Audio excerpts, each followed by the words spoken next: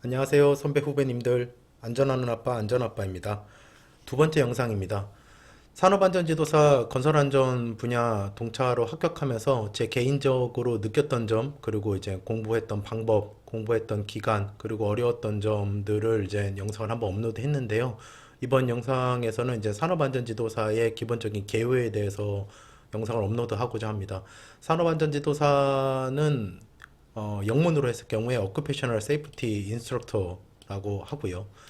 산업안전지도사라는 제도 자체는 기존에 이제 일본에 있던 제도를 한국에서 도입해서 시행한 걸로 제가 알고 있습니다. 산업안전지도사가 2022년도에 12회차 시험이었고요.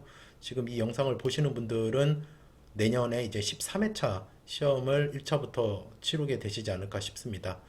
산업안전지도사의 정의는 3차 면접 시험 때도 종종 기출로 나오는 문제이기 때문에 알고 가시는 게 좋습니다. 산업안전지도사는 산업안전 및 산업위생지도사라고 하며 사업장 내 근본적인 안전보건상의 문제점을 개선하기 위하여 외부 전문가인 지도사가 현장에 방문해서 안전에 대한 부분을 개선하고 조치하는 전문가이다. 이렇게 보시면 되겠습니다.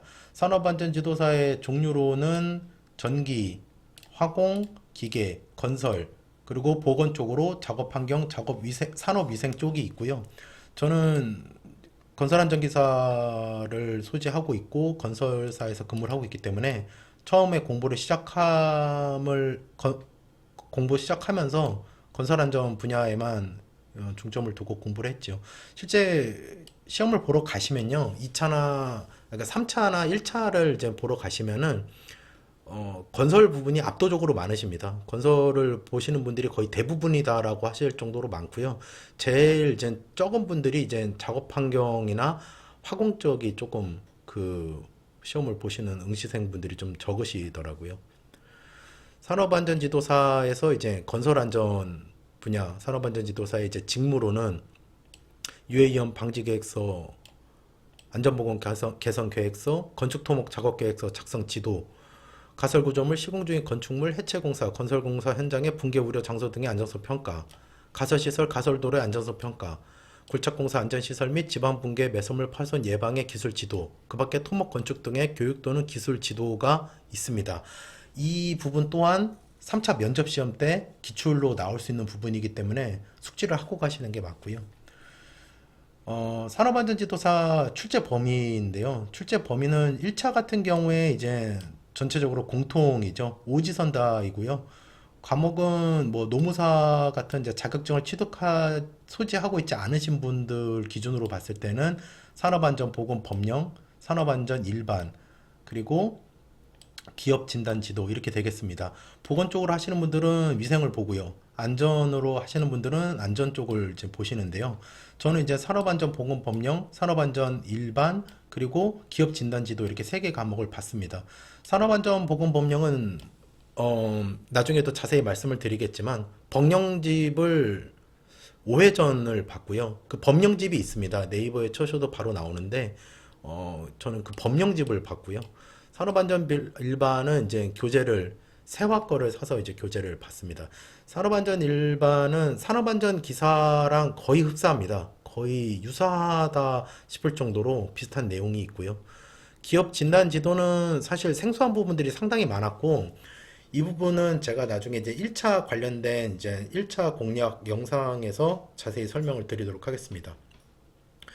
2차 시험에서 이제 나눠집니다. 이제 건설 안전을 하신 부분, 건설 안전을 이제 전공으로 하시는 분들은 건설 안전만 보게 되는데, 저는 이제 건설 안전 부분의 출제 범위를 크게 봤을 때 이제 법, 그리고 시공 분야, 이렇게 나눠볼 수 있을 것 같아요. 법에 대한 부분은 또 여기서 두 가지로 나눠지는데요. 산업안전보건법령과 그리고 건설기술진흥법, 요 두 가지는, 주로 잡고 가셔야 되고요. 이 두 개는 무조건 잡고 가셔야 됩니다. 건설기술진흥법에서도 이제 나오는 부분이 이제 정해져 있긴 한데 어찌됐건 이 두 개의 법을 보셔야 되고요. 시공에 대한 부분은 이제 제가 잠시 이제 화면을 돌려서 예, 여기 제 블로그인데요. 어, 시공에 대한 부분은 이제 가설공사에 대한 부분, 그 다음에 토공사, 콘크리트 공사, 철골 공사, 그리고 유해위험 기계류, 이제 건설 기계류가 되겠죠. 해체공사, 터널 및 교량공사 등이 되겠습니다. 이 부분에서도요, 이제 시공 분야에서 말씀을 드려보면은, 압도적으로 토공사와 철골 공사가 이제 압도적으로 많고요.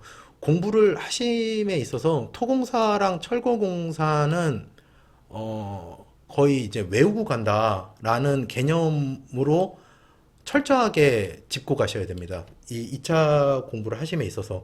그리고 이제 세 번째로 중요한 부분은 이제 가설공사가 될 것 같고요. 그래서 토공공사랑 철골공사는 매년 2차 시험 때는 두세 문제 이상은 무조건 나온다. 이렇게 보시면 될 것 같습니다. 3차는 이제 2차 합격자에 대해서 이제 면접으로 이루어지고요. 전문 지식과 응용 능력, 산업안전보건제도에 대한 이해 및 인식 정도, 상담 지도 능력인데 저는 이제 이 부분을 되게 궁금하게 생각을 했거든요. 시험을 보기 전에.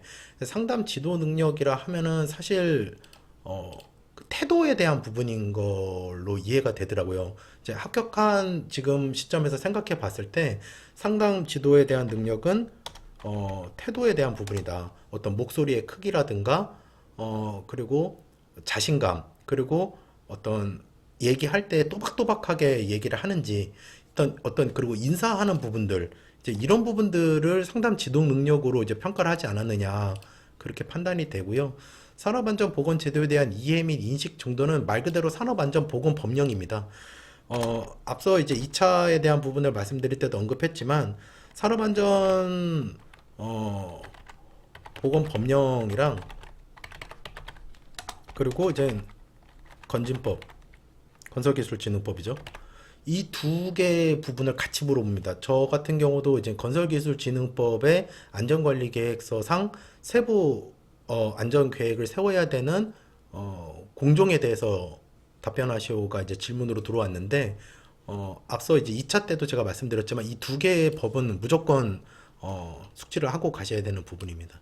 전문 지식과 응용 능력은 이제 이 부분이 말 그대로 이제 시공에 대한 부분들, 시공상 이 안전에 대한 부분들 이렇게 해서 예, 오늘 영상을 이제 마치도록 하겠습니다. 더 드리고 싶은 말씀이 많이 있는데요. 앞으로 이제 계속 영상을 또 업로드해서 자세하게 또 말씀을 드리도록 하겠습니다. 감사합니다.